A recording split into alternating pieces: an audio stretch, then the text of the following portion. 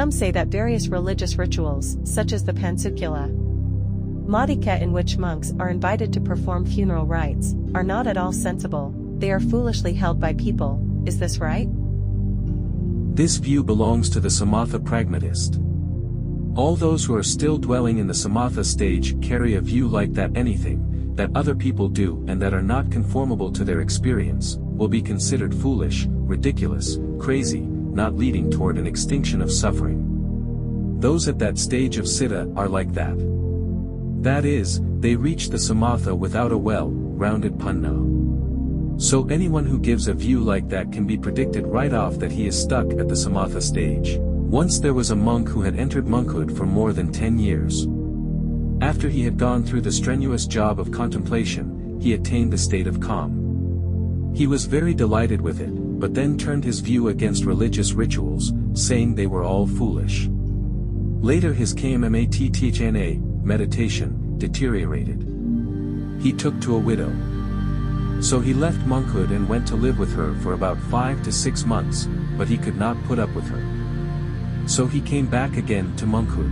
This time he saw that acts and objects of generosity and contribution that laymen rendered to the monks were kindling the monks' Kilesa, defilements. Finally, he could not stay in monkhood.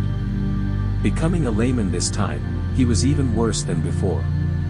He was ridiculed by youngsters and all.